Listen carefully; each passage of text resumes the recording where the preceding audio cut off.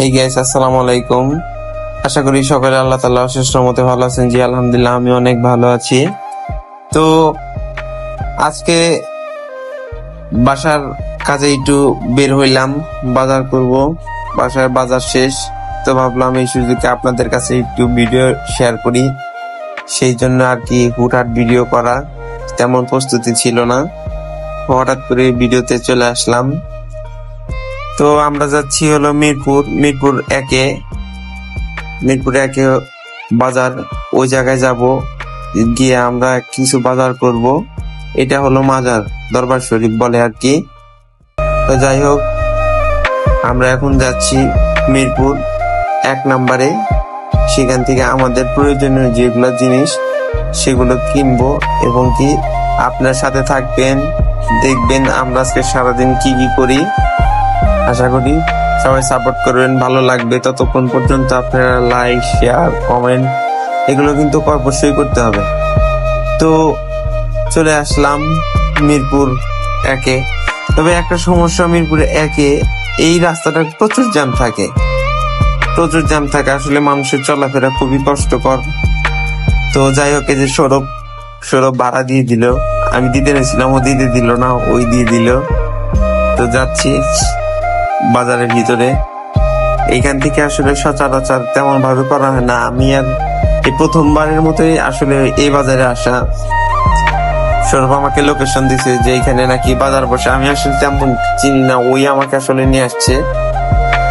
তো ওই বাজারে সেই উদ্দেশ্যে আসা যে এখান থেকে আসলে অল্প কিছু কেনাকাটা করব। সেই জন্য আমি সৌরভকে সাথে নিয়ে আসছি। সৌরভকে বললাম যে চলো, এটা হলো সম্ভবত আপনার মাছের বাজার। এখান থেকে যার যে রকম মাছ লাগে, আসলে বিভিন্ন প্রজাতির মাছ আছে। আপনার ইলিশ মাছ, বোয়াল মাছ, পাবদা মাছ, শিং, রুই, কাতলা, আরো বিভিন্ন জাতির মাছ, যেগুলো হয়তো আমি নাম জানি না। এটা হলো তেলাপিয়া মাছ। তো এইটার সাথে সৌরভ দামাদামি করছে, আমি কথা বলছি। ওই তো এই ছেলেটা আসলে ক্যামেরা দেখে ভাবছে যে ভাই একবার ভিডিও করেন, পরে ওর একটু ধরা হয়েছিল। যাই হোক, এইখানে আসলে মাছটা একটু বড় মাছগুলা ছিল। তো আমরা ভাবলাম যে একটু দামাদামি করি, দেখি কি অবস্থা, যে কেনা যায় নাকি। আর রুই মাছ কিন্তু খারাপ, রুই মাছগুলা কিন্তু সুন্দর ছিল, তাজা রুই। তো যাই হোক, আমরা মাছ কিনে ফেললাম কিছু। তো এখন টাকা দেব। টাকা দেওয়ার শেষে আমরা আরো অন্য কিছু বাজার আছে, সেগুলো করব। মাছ কেনা শেষ হইলে আমাদের আরো চাউল কিনতে হবে। তো আমরা এই মাছ কেনার শেষে যাব চাউলের বাজারে। দেন ওইখানে গিয়ে আমরা সবাই চাউল কিনবো। তো চলুন চাউল কেনার জন্য যাওয়া যাক।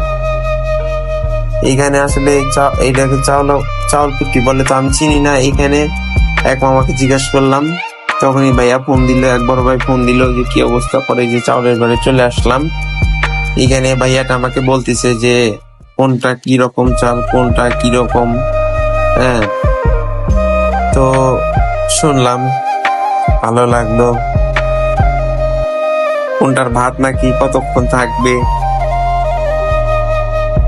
তো ভাইয়ের সাথে অনেক কথাবার্তা শেষ করার পরে সিলেক্ট করলাম, আমাদের চাউল রেডি। তো ভাইয়াকে টাকা দিতে হবে।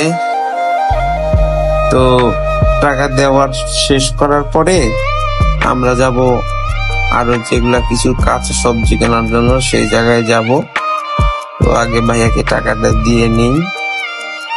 অনেক কথা হয়েছে ভাইয়ের সাথে, ভাইয়াটা অনেক ভালো ছিল।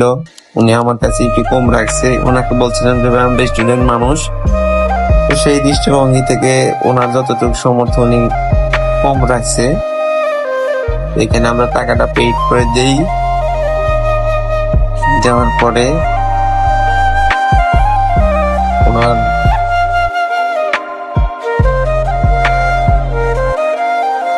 আঙ্কেল যে ছিল, উনি হলো একটা মেমো করে দিবে।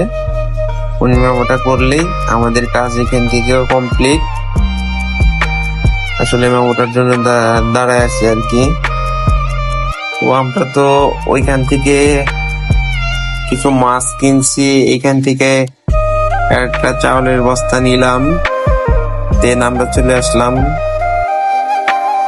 এই আলু আর পেঁয়াজ কেনার জন্য। এখানে আসলে একটু কম দামে নাকি বলে পাওয়া যায়, সৌরভ আমাকে বলছিল যে এখান থেকে একটু আলু এবং পেঁয়াজ এগুলো কম দামে পাওয়া যায় যত সম্ভব, মানে এটা একটা আড়তের মতোই আর কি। তো এখান থেকে আমরা আলু নিলাম, পেঁয়াজ নেব, এখন পেঁয়াজ আর আলু নেব। এখান থেকে নেওয়ার পরে আমরা আমাদের আরো কিছু কাঁচা বাজার আছে সেগুলো করতে হবে। এগুলো করার পরে তারপরে আমরা যাব বাসায়। তো